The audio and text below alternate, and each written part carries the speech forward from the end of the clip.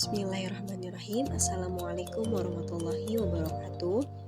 Perkenalkan, nama saya Nafilatul Musyarofah dari kelas A1 reguler dengan NIM 18621501116. Mahasiswa semester 4 Prodi Pendidikan Guru Anak Usia Dini, Universitas Pancasakti Bekasi. Di sini saya akan memenuhi tugas UTS saya dengan topik atau materi dari presentasi kelompok 2 yang berjudul Hakikat Pelaksanaan, Perencanaan, serta Inovasi Pembelajaran Anak Usia Dini. Pelaksanaan pembelajaran. Pelaksanaan pembelajaran adalah proses yang diatur sedemikian rupa menurut langkah-langkah tertentu agar pelaksanaan mencapai hasil yang diharapkan. Pelaksanaan pembelajaran merupakan kegiatan proses belajar mengajar sebagai unsur inti dari aktivitas pembelajaran yang dalam pelaksanaannya disesuaikan dengan rambu-rambu yang telah disusun dalam perencanaan sebelumnya. Perencanaan pembelajaran.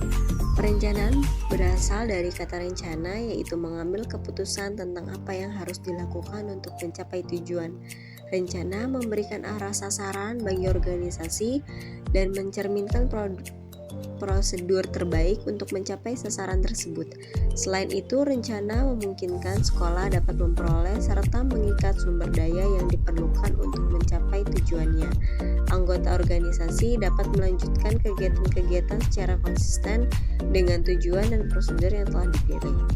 Secara hakikatnya, perencanaan adalah suatu rangkaian proses kegiatan, menyiapkan keputusan mengenai apa yang diharapkan terjadi atau peristiwa keadaan, suasana, dan sebagainya, dan apa yang akan dilakukan, intensifikasi, eksistensifikasi, revisi, renovasi, substitusi, kreasi, dan sebagainya. Menurut Louis Allen, perencanaan terdiri atas aktivitas yang dioperasikan oleh seorang manajer untuk berpikir ke depan dan mengambil keputusan saat ini, yang memungkinkan untuk mendahului serta menghadapi tantangan pada waktu yang akan datang. Fungsi perencanaan. 1. Perencanaan berfungsi sebagai arahan. 2. Perencanaan meminimalkan dampak dari perubahan. 3. Perencanaan meminimalkan pemborosan dan kesia-siaan. Dan 4 adalah perencanaan menetapkan standar dalam penguasaan kualitas. Selanjutnya ada inovasi untuk pembelajaran anak usia dini. Menurut Kamus Besar Bahasa Indonesia, inovasi dapat diartikan sebagai pemasukan atau pengenalan hal-hal yang baru, penemuan yang baru yang berbeda dari yang sudah ada atau yang sudah dikenal sebelumnya, gagasan atau metode atau alat. Jika ditinjau secara etimologi, inovasi berasal dari bahasa lain, yaitu innovation, yang berarti pembaruan atau perubahan. Berbicara mengenai inovasi atau pembaruan, mengingatkan kepada istilah invention dan discovery. Invention adalah penemuan sesuatu yang benar-benar baru, artinya hasil karya manusia.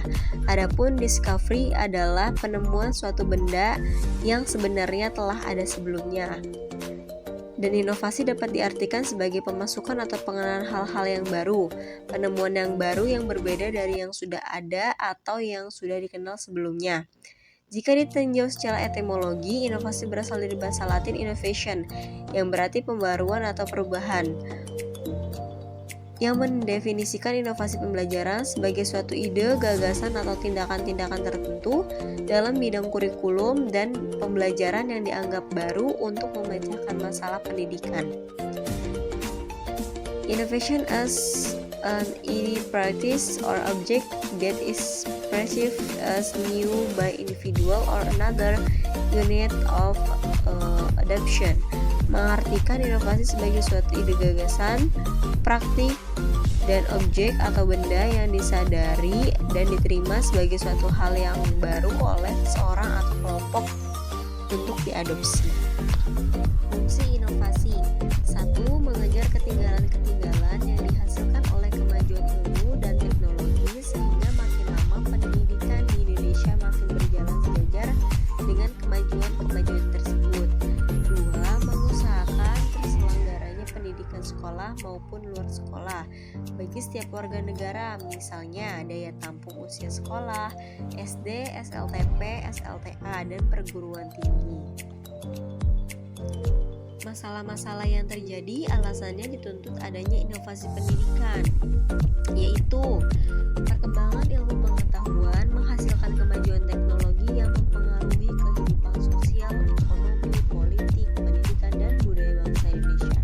Sistem pendidikan yang dimiliki dan dilaksanakan di Indonesia belum mampu mengikuti dan mengendalikan kemajuan-kemajuan tersebut, sehingga dunia pendidikan belum dapat menghasilkan tenaga-tenaga pembangunan yang terampil, kreatif, dan aktif sesuai dengan tuntutan dan keinginan masyarakat. Selanjutnya, laju eksplorasi penduduk yang cukup pesat yang menyebabkan daya tampung, ruang, dan fasilitas pendidikan yang sangat tidak seimbang. Yang ketiga, melonjaknya aspirasi masyarakat untuk memperoleh pendidikan yang lebih baik, sedangkan pihak lain kesempatan sangat terbatas. Dan keempat, mutu pendidikan yang dirasakan makin menurun yang belum mampu mengikuti perkembangan ilmu pengetahuan dan teknologi. Dan terakhir, belum mekarnya alat organisasi yang efektif serta belum tumbuhnya suasana yang subur dalam masyarakat untuk mengadakan perubahan-perubahan yang dituntut oleh keadaan sekarang dan yang akan datang. Guru yang baik akan berusaha sedapat mungkin agar pembelajarannya berhasil dengan optimal. Salah satu faktor yang bisa membawa keberhasilan itu ialah guru tersebut senantiasa membuat perencanaan mengajar sebelumnya.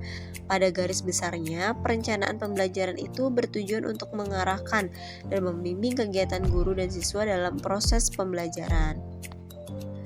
Dan yang terakhir adalah kesimpulan. Pelaksanaan pembelajaran adalah suatu kegiatan yang bernilai edukatif. Nilai edukatif mewarnai interaksi yang terjadi antara guru dan peserta didik. Interaksi yang bernilai edukatif dikarenakan pelaksanaan pembelajaran yang dilakukan diarahkan untuk mencapai tujuan tertentu yang telah dirumuskan sebelum pelaksanaan pembelajaran dimulai. Dalam pelaksanaan pembelajaran, guru melakukan beberapa tahap pelaksanaan pembelajaran. Mungkin itu saja yang bisa saya sampaikan. Kurang lebihnya mohon maaf. Wassalamualaikum warahmatullahi wabarakatuh. Terima kasih.